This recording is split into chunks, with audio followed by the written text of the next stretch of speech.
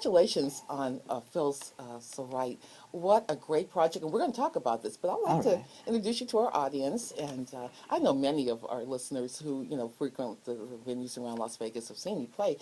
But you come from a musical family. Yeah. And as you mentioned, you born in Mexico, you moved to Las Vegas because your family was in the entertainment showbiz, and then to Las Vegas. Yes. So tell us, in the beginning though, you were intrigued with the piano. You play guitar, but you were intrigued by piano. Well, like I said, we grew up here. My Hmm. sisters and I, the whole family, we grew up here in Las Vegas. Yes. Came here in the '60s. I was in Yes. grammar school, a little school called John S. Parks. But, put out a little shout out to John S. Parks out there. Yes. Okay. And I had this great, fabulous third grade teacher named Mrs. Hammond. Loved her to death. Yes. Very sweet lady, and she let me play with the piano. And I just fell in love with the piano. And I was one of those kids that, look, Mrs. Hammond, can I just stay inside in recess, and instead of going out and playing, can I just stay in the room and play the piano? She was so sweet. Of course you can. So she was outside supervising. I got her in trouble. Oh gosh, because there was no supervision. She just left me alone in the room Room with the piano. playing the piano. Yes. And so I never got to do that ever again, unfortunately. But she did tell my parents, you got to give this kid some kind of music lessons. This kid loves music. Okay. And of course, my parents, yeah, yeah, sure, right, right. They were young, they wanted to party in Vegas and live it up. Thanks to Grandma, Yes. dear Grandma. You know how I grandmas was thinking, they yeah. spoil you to death. Yes. My abuelita. And she got me my first guitar and guitar lessons, and I just was just emphatically happy, just wonderful. Yes. And of course, it didn't hurt that I saw the Beatles on the Ed Sullivan Show, and that was such a thrill. I mean, were you there? I mean, I'm probably a little older than you. We're about the same generation, Really? a few years, but and the Beatles so instrumental in our lives, And so many people's lives, Yes, yes. absolutely, and that was a big influence on your career also. I'm sure I'm so Yes, many musicians. I've heard this story so many times, and yes, I'm one of them. I yes, just fell in love with the Beatles. I thought they yes, had a magic to them. And yes. hey, Mom, I want to be a Beatle. Yeah, son, sure, sure. No, Mom, I want to be a Beatle. I was 10 years old, I think, at the time. Okay. And she just kind of humored me. Yeah, sure, son. But it was not till Grandma, my dear Grandma, she's, sure, I'm going to get you lessons and I'm going to get you your guitar. And at that time, there was nothing to do in Las Vegas. So Yes. during the summer, when school break would happen, my family, my mom and dad would ship me to Grandma in L.A., Echo Park area, very close to downtown Yes. L.A. Mm-hmm. And that's where I got my first guitar lessons. She said, I'll get you those guitar lessons. I had to take a couple of buses, go all the way to Hollywood. Yes. And, Wow. yeah, I think the ride to the guitar lesson was longer than the guitar lesson. Right. Yes. But it was a thrill, a Mhm. real thrill. And I just got to thank Grandma again. I can't say that enough. I mean, I Yes. think we all know how grandmas are. They Mhm. spoil They us. spoil us very foundation for our lives. When we're blessed to have good grandparents and parents. And Enrique, at that early age, you went on a few years later after guitar lessons to form a band, the band Nobody's Children. Oh, yeah. Dear, wonderful memories. Yes. We played all the high schools. Hmm. There was a place called the Ice Palace. Yes. And a place called the Teen Beat Club, Uh-huh. and we would play at those venues often. In fact, we had the Battle of the Bands at the Ice Palace. I don't know if it was the Strawberry Alarm Clock or the Beach Boys, but they were the judges. Okay. And you had to play 3 songs and do one original song that I co-wrote with another guy, Jay Painter in the band, bass player in the band, and we wrote this song also with Joe Spitali, the singer. And we won second prize. Darn it, we didn't get the first prize. Darn it. But they loved our song, and the band that did win first prize got to record our song. Really? Yeah, so even back then I was writing and trying to create Yes. music. I was just a fanatic about music. Mm-hmm. I'd be in school, at junior high, let's see, it was John C. Fremont. I'd be there and the English teacher would be giving a lesson. I could care less what he was saying. All I can think of was John Lennon, Paul McCartney, and this song and that song. And I could hardly wait to go home and play my guitar. Yes. I mean, I was obsessed. Yes. And lo and behold, it kind of paid off, didn't it? Here I am with you, Kim. Exactly, and a new release. Yeah. Yes, and you were actually also inducted and to acknowledged for Nobody's Children. as the Las Vegas Hall of Fame. Yeah, we were so 60s, lucky. All of a sudden, a few bands from that era, 60s and 70s, were inducted into the Hall of Fame here in Las Vegas, and Yes. we were one of them, and we were very honored. Very honored. Also, I was inducted. I got another certificate because I was playing with Santa Fe back in the 80s. Yes. They also got inducted. So lo and behold, I have two little certificates at home. But Santa Fe is a wonderful, great band. Jerry Lopez puts Yes. together a great project. You know, Jerry Yes. Lopez doesn't settle for anything less than excellence. Very nice. Yes. Jerry's a great guy and a great musician, and he plays here in town. I think he's got a show at the Planet Hollywood, I think. Oh, And they at the Palms they do every Mondays, or is it Sundays? They do a thing around 10:30. yes. They're wonderful. I have loved that band for forever. As long as I've been in Vegas and was turned on to Santa Fe. Yeah. And the nice and to know that you were part of the band that during a period there, and also you played with Eric Burden and the Animals. Tell us about that and going on tour with for a little bit. Well, let's see. I was in my early 20s, and my sister was living with Eric Burden. Okay. Imagine that. My sister was like, wow, There you go. living with Eric Burden. I don't know, in one of the canyons. I forget the name of the canyons. A real nice area. Yes. And so he had just left the Animals to join War. Remember, spill the wine. He joined War, which luckily I got to sit at their studio called Forward Productions, and I would sit there and watch him rehearse Wow. day after day because I had nothing to do at the time.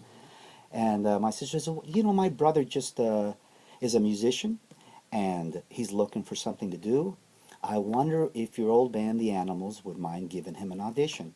And if he doesn't pass, no hard feelings, don't hire him. But if he's good, hey, give him a chance. Yes. Well, I auditioned with The Animals, and they like it. Of course, they were older than me because I was in my 20s. They must have been 37 or something. But also, that was the age when everything was acoustic. Remember when all of a sudden the acoustic guitars came out? So we didn't do a lot of electric, a lot of acoustic stuff. Yes. The Animals really changed their whole vibe. It was more acoustic because of that folk unplugged type thing. But we got to play all over the place, a lot of venues. The Whiskey a Go Go. Wow. Yeah, Look at there. the Troubadour. Sure. Yes. And I was in heaven. I said, God, look at me. Here I am in Hollywood playing with the Animals, no less, Yes. And that lasted for a short while. Like, nothing lasts forever, right? Right.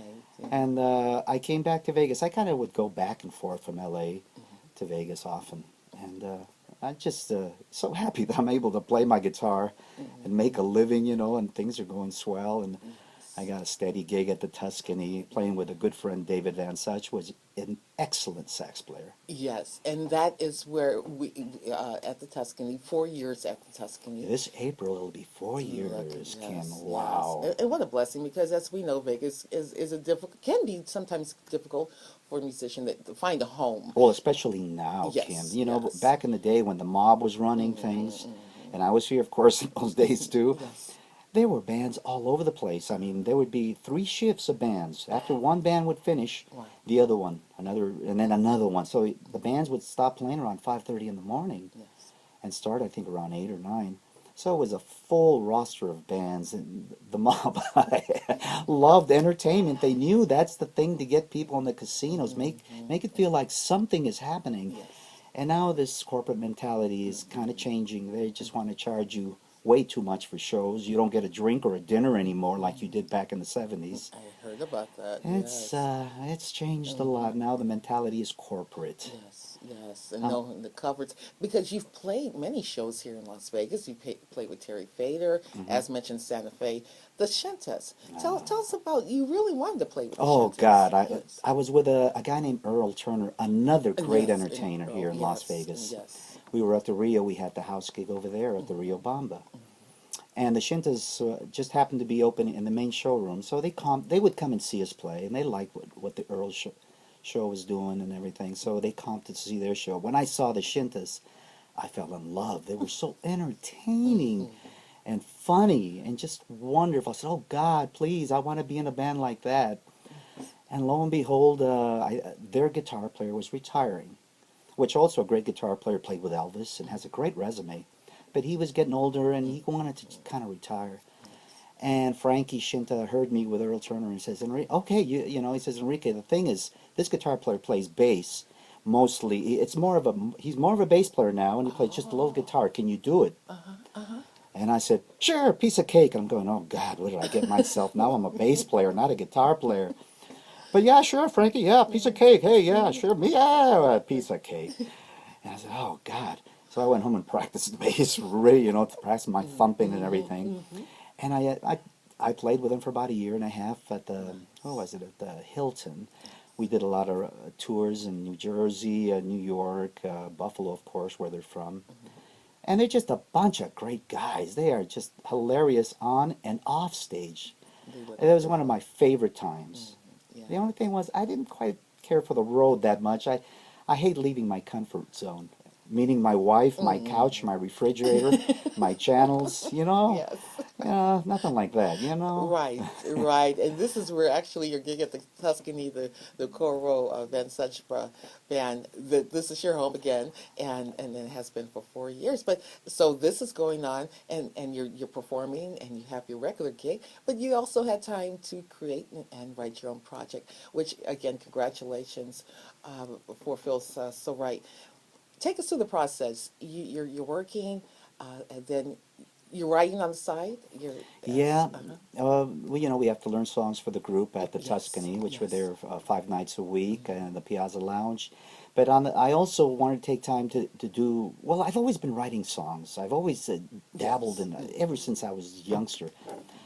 And I met a gentleman named Bob Lentini, who is a legend in this town and in many other places. He is a monster engineer, and I wanted to take a lesson from him. So I took a lesson. I said, I'd like to mix like you do. Can I take a lesson from you? And he said, sure, Enrique. So I gave him a little money. He gave me the lesson. And I recorded the whole thing. Went home, tried to do what he did. Forget about it. We all have our talents. No matter how much I tried to sound as good as this man, uh, I just couldn't do it. And when he did give me the lesson, it was one of my original songs. And he said, Enrique, this is pretty nice stuff. You should put it out there. And that's all I needed to hear. Yeah. Some of that I respected as much as Bob Lentini telling me, Enrique, you got some good stuff. You better not let it sit on the shelf in your house. You got to let people hear it. I said, you really think so, Bob? Yes. So that's all I need to hear. And from then I was inspired. It took me a whole year to finish this album. Okay. I think I wrote a song maybe one a month, I think. And I really owe it to Bob. He's the He fire. encouraged you. He was the spark that Yes. got me going. And he's a Yes. great guy. He's in Italy right now promoting one of his projects, and he should be back soon. He's just a genius in so many ways. And have I talked enough about Bob? I just Well, no, because I love the guy. yes, and I mean, we're fortunate sometime in life to have people who will Yeah. push us along and maybe see a vision for us that we may not see or see, but not have. We need that little extra That support. extra push, Yes. I felt like I had it in me, but I just need someone that I Sure. really respected to say, you better do this. Yes. It's Yeah. like the voice of God. And look at it, and a full-fledged project now, complete. How did you feel when you wrapped it up? I mean, when this is Oh, it. it was great. It was a feeling of accomplishment, a very fulfilling feeling, and I went with the Goroff Marketing, Yes, you did. and they have faith in what I did and what I'm doing, and they're going to promote my CD in all 50 states. Oh wow, is that a Yes. dream come true or what for a local boy? It is, and as we spoke later after we received a copy of Feel So Right, and I'm like, Ricky, this is great music. It's fitting definitely the contemporary smooth jazz format, and we discussed it. And I'm so glad you hooked up with Cliff and Jason Groff because they will. Now you're going to have a national radio campaign, and it will start probably the end of this month as we try to calculate. And in fact, the last song we'll listen to for this interview will be Cool Chili. That's the one that will be promoted. Yeah, that's the Yeah. one they want to push. Yes. Me, I'm in love with all of these little Oh, songs. I sure, have my sure. favorites, but Absolutely. but sometimes you need an objective ear, Yes. Yes. and that's what they picked, and I'm gonna go with them. Yes. Well, congratulations on that. I'm so excited for you. Thank you, Kim. You're welcome. You're welcome. And during your writing, is there a song that this means a special meaning, or one that was so challenging to complete?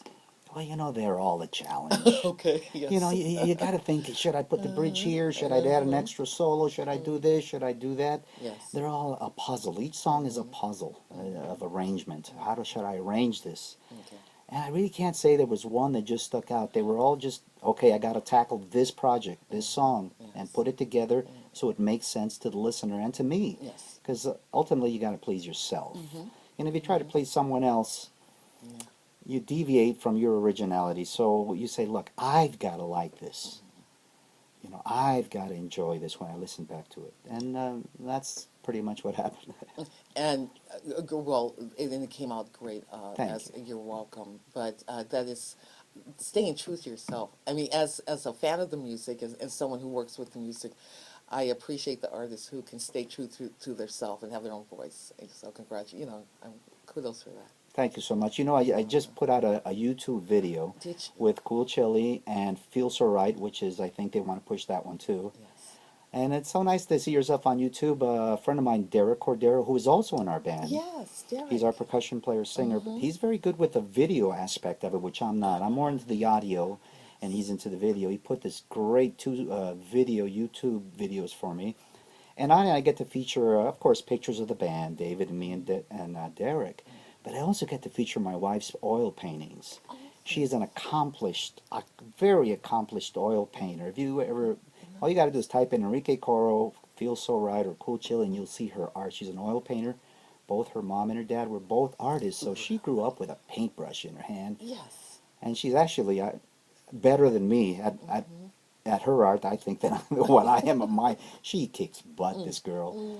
And I love her dearly. She's been supporting me for 30 years now. Imagine that. Yes. You know, Yes. a woman married to a musician, imagine. Yes. Oh, yes. For 30 years. I love that woman. I love your wife.